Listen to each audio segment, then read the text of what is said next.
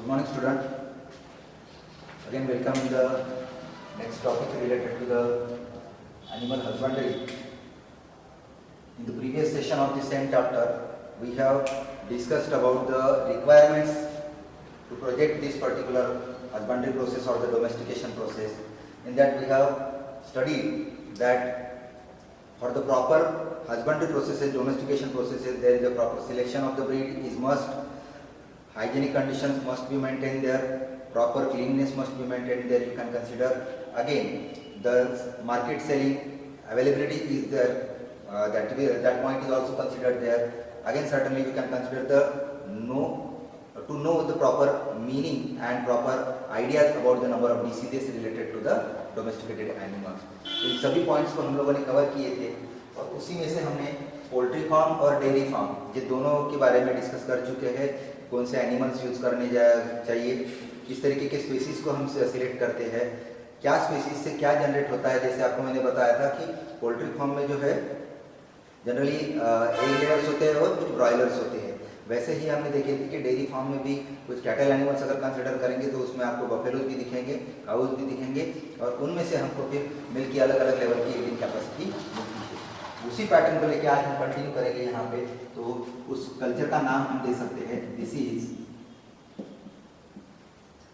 Apiculture. Means it is nothing but it is the domestication of honey बीज. ठीक है, इस पर्टिकुलर प्रोजेक्ट में, इस पर्टिकुलर हस्बेंड्री टेक्निक में हमको क्या करना है, डोमेस्टिकेशन करना है. और वो डोमेस्टिकेशन करना है हनी बीज का. क्योंकि आप लोगों को पता होगा कि मैंने जैसे बताया था कि क्लासिकल कंडीशंस अगर देखेंगे तो previously in India specially the various life stock can be utilize for the human welfare. तो ह्यूमन के बेनिफिट के लिए हम लाइफ स्टॉक का यूज करते जाते थे, जिसी का हमने फॉर्म देखे थे डेयरी फार्म और पोल्ट्री फार्म भी. वैसे ही यहाँ पे देखेंगे तो हनी बीज नाम के इंसेक्ट से भी ह्यूमन के लिए कुछ बेनिफिशियल एस्पेक्ट्स मिलते हैं, कुछ प्रोडक्ट्स मिलते हैं. उन प्रोडक्ट्स को हमको क्या करना है, यहाँ पे कलेक्ट करना है. तो डोमेस्टिकेशन का मतलब क्या होता है, not in the natural sense. इसको हमको क्या करना है, कंट्रोल्ड कंडीशन में रखना है कि ह्यूमन का वॉच या फिर किसी पर्टिकुलर पर्सन का वॉच वहाँ पे होगा और उस कंट्रोल्ड कंडीशंस को मेंटेन करते हुए हम लोगों को इस हनी बीज का डोमेस्टिकेशन करना है. तो किस चीज के लिए हम डोमेस्टिकेशन करेंगे, तो इस डोमेस्टिकेशन में एपीकल्चर से सबसे पहला प्रोडक्ट आपको मिलने वाला है वो है हनी. फिर उसके बाद में देखेंगे आप वैक्स का फॉर्मेशन मिलता है. फिर आप देखेंगे रॉयल जेली का फॉर्मेशन मिल सकता है यहाँ पे. ठीक है, कुछ यहाँ पे आप देखोगे तो ग्लू मिल सकता है. तो अलग अलग तरीके के प्रोडक्ट आपको मिलते जाएंगे, लेकिन सबसे मोस्ट इंपॉर्टेंट जो प्रोडक्ट हम यहाँ से ऑब्टेन करने वाले हैं that is the honey. Because in the Indian culture और throughout the world honey is generally utilize as a medicinal purpose. ठीक है, मेडिसिन करके यूज किया जाता है वो, और इसीलिए न्यूट्रिशनल प्लस मेडिसिनल ये दोनों एस्पेक्ट होने की वजह से इसका कल्चर हमको डोमेस्टिकेशन से या फिर कंट्रोल कंडीशन से हनी से निकालना है. तो फिर हमने जो पहले वाले प्राइमरी स्टेजेस पढ़े थे कि किसी भी डोमेस्टिकेशन के लिए, किसी भी एनिमल हस्बेंड्री प्रोसेस के लिए हमको जब प्रोसेस कंप्लीट करनी होती है तो उसके लिए पहला प्रोसेस क्या होगा, तो सिलेक्शन ऑफ ब्रीड या फिर जिसको हम बोलते हैं सिलेक्शन ऑफ स्पेसीज, कि कौन सी स्पेसीज यहाँ पे सबसे ज्यादा मिल सकती है. तो आप देखेंगे एपीकल्चर में जनरली हनी बीज के total throughout world 4 species आपको दिखेंगे. 4 में से आपने कंसिडर करना है Apis dorsata, then Apis indica, then Apis florea and finally Apis mellifera. मतलब टोटल हनी बीज के थ्रू आउट वर्ल्ड 4 स्पीसीज आपको दिखेंगे और इन 4 स्पीसीज में से इसको कहा जाता है रॉक बी या फिर इसको वाइल्ड बी कंसिडर किया जाता है. साइज में थोड़ा सा लार्ज होता है, वाइल्ड होता है और इसका हाइव जो बनेगा वो भी आपको लार्जर साइज का मिलने वाला है. एपिस इंडिका सबसे ज्यादा यूज होने वाली स्पेसीज है जो कि डोमेस्टिकेशन के लिए फैमिलियर होती है. तो आप देखेंगे इन दोनों में से एपीकल्चर के लिए जो यूज करने वाली स्पेसीज है वो कौन सी है, ये पहला और ये दूसरा. ये जो मेलिफेरा है इसको यूरोपियन बी कहा जाता है। ये लिटिल बी होता है, इसका हाइट जो होता है बहुत ही छोटा होता है, इसलिए इसको डोमेस्टिकेशन के पर्पज के लिए यूज नहीं करेंगे। तो चार में से सबसे ज्यादा कॉमनली और फैमिलियरली यूज होने वाला अगर कोई स्पीसीज है वो है एपिस इंडिका और दूसरा है एपिस मेलिफेरा। तो हनी बीज के बारे में आप लोगों को पता होगा थोड़ा बहुत कि हनी बीज में हमेशा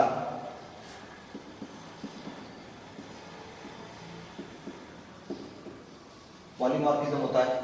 ठीक है, पॉलीमॉर्फिज्म का मतलब क्या है, तो मल्टीपल लेवल पे उनके कॉलोनीज का फॉर्मेशन मिलता है और हर एक कॉलोनी में कम से कम 3 इंडिविजुअल्स आपको मिलने वाले हैं। कौन से 3 इंडिविजुअल्स है, यहाँ पे मिलेगा आपको queen, then drone and finally worker.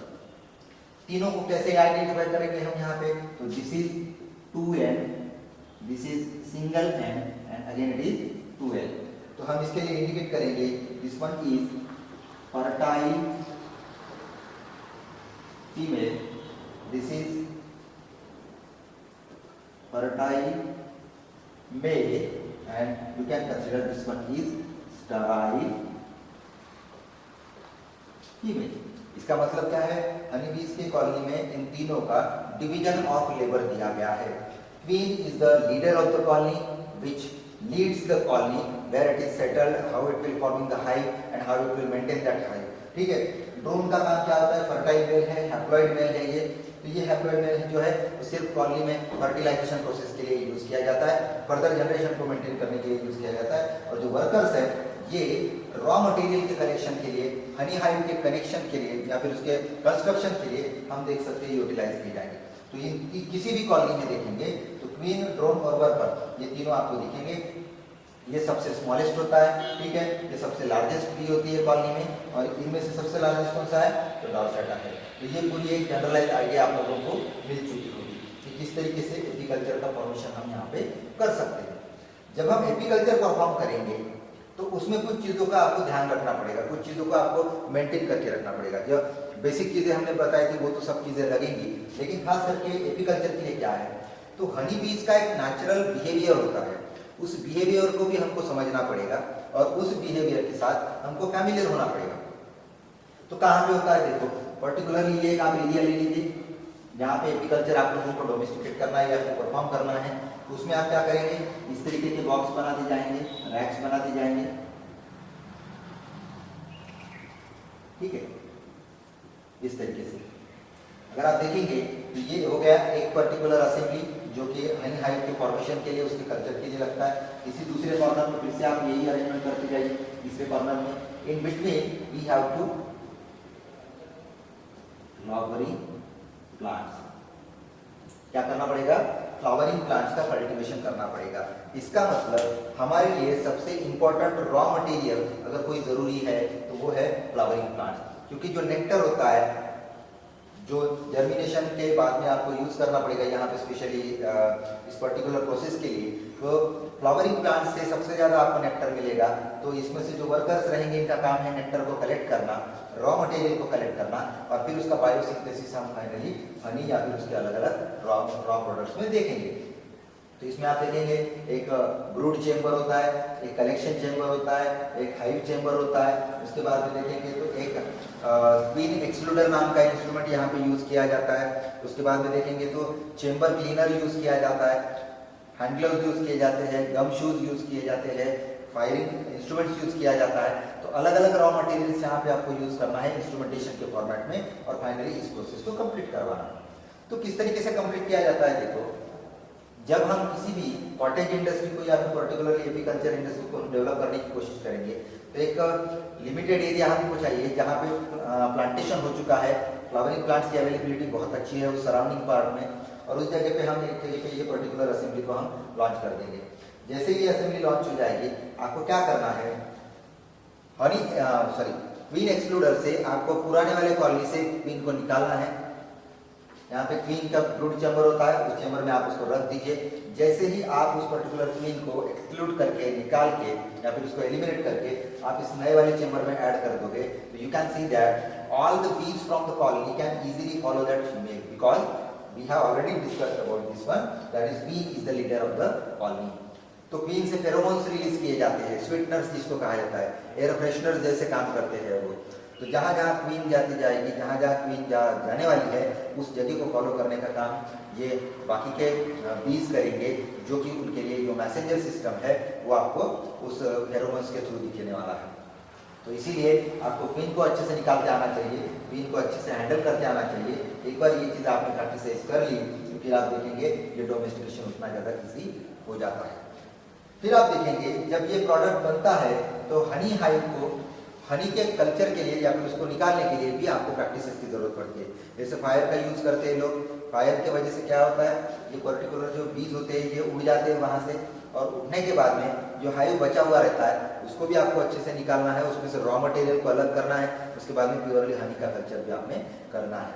तो ये अलग अलग प्रैक्टिसेस को परफॉर्म करते हुए आप लोगों को फाइनली एग्रीकल्चर का यूज करना है। तो इसमें मल्टीपल चॉइस क्वेश्चन के हिसाब से देखेंगे तो स्पेसीज का नाम यहाँ पे ध्यान रखना है, मोस्ट कॉमनली ये दोनों है, मेन प्रोडक्ट्स क्या है ये भी देखना है आपने, और एपीकल्चर का मतलब क्या है, डोमेस्टिकेशन ऑफ हनी बीज इन अ कंट्रोल्ड कंडीशन। तो बेसिकली ये सब चीजें आप लोगों ने यहाँ पे कंसिडर करके चलना है। तो मेरे ख्याल से आप लोगों को थोड़ी बहुत आइडिया आई होगी कि एपीकल्चर में एक्चुअली होता क्या है और किस तरीके से परफॉर्म किया जाता है। अगर बाई चांस कभी चांस आपको मिलता है तो कहीं पे जाके एपीकल्चर सेंटर को आप विजिट कीजिए और फिर देख लीजिए कि रियलिटी में उस प्रोसेस को किस तरीके से अप्लाई किया जाता है। इसका और एक बेनिफिट भी जनरली अभी इंडियन फार्मिंग में यूज किया जा रहा है। पॉलीनिट्रियल करके इंसेक्ट सबसे बड़ा व्हीकल होता है, तो आप देखेंगे साइड बाय साइड दो चीजें परफॉर्म की जा रही है। एक तो आपकी फार्मिंग शुरू है, क्रॉपिंग शुरू रहती है, वहाँ पे जो भी फ्लावरिंग आती है, तो उसके साथ साथ आप यहाँ पे क्या कर सकते हो, एपीकल्चर का भी प्रोजेक्ट लॉन्च कर सकते हो और उस प्रोजेक्ट को भी आप इजीली कंप्लीट करवा सकते हो। तो इस तरीके से देखेंगे तो ये है complete idea about the apiculture, जो कि फूड एनहांसमेंट के टॉपिक में ही आपको इंक्लूड करना है। Now moving to the next one,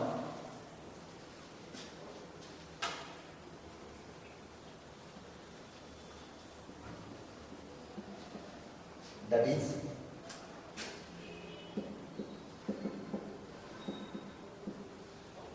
sericulture. यहाँ पे हम क्या करेंगे तो स्पेशली फिर से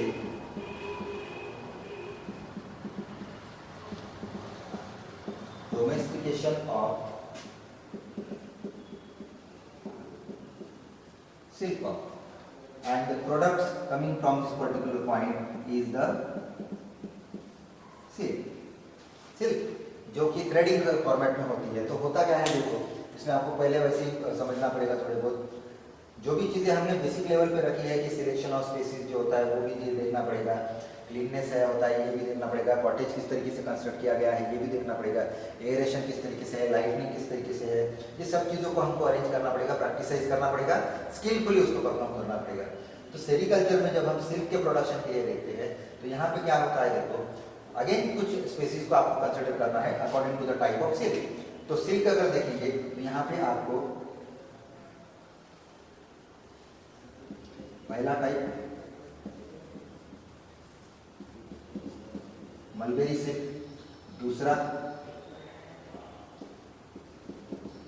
टसर सिल्क, उसके बाद में आप देखेंगे एरी सिल्क होता है, और एक अगर देखेंगे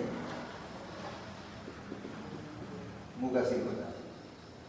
चार ये क्वालिटीज के हिसाब से डिवाइड किया गया है, उनके ओरिजिन के हिसाब से डिवाइड किया है।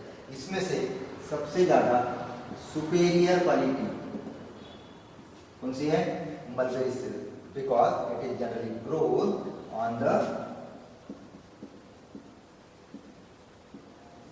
Mulberry plant.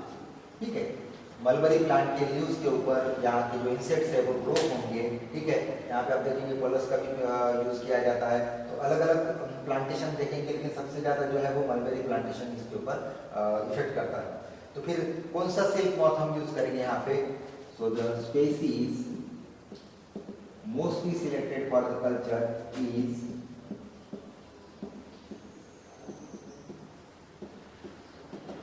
Bombyx mori. ठीक है, आपने ध्यान रखना है, बॉम्बिक्स मोरी नाम का एक स्पेसीज है जो कि सिल्कवर्म को या फिर सेरिकल्चर के लिए सबसे ज्यादा यूज किया जाता है, क्योंकि इनके थ्रू ही सबसे सुपेरियर क्वालिटी का यहाँ पे आपको सिल्क का फॉर्मेशन मिलने वाला है। तो फिर से हम थोड़ा सा डायग्रामेटिकली देखेंगे। ये अगर आपका फार्म है तो आपको क्या करना है, एक कॉटेज जनरेट करनी है।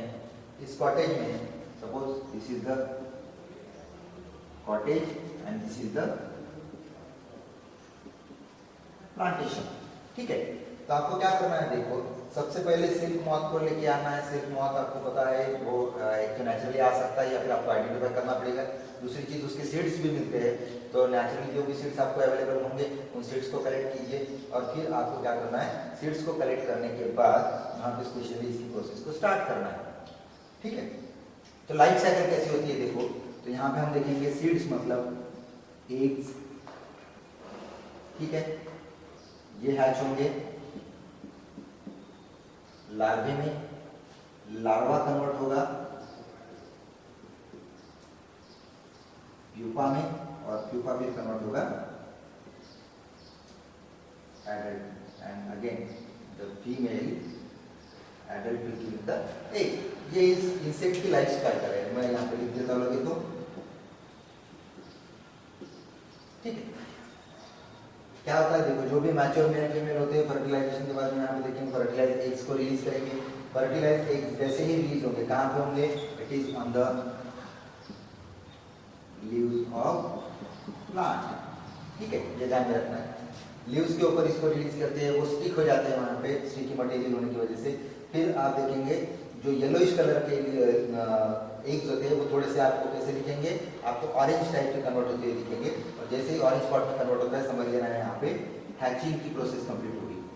और हैचिंग होने के बाद यहाँ पे लार्वे प्रोड्यूस होंगे और जैसे ही लार्वे आप देखेंगे इस तरीके से लार्वे जनरेट होना शुरू हो जाता है। तो यहाँ पे 1 2 3 4 5 फर्स्ट, सेकंड, थर्ड, फोर्थ और फिफ्थ इन स्टार क्रॉलर्स, ठीक है।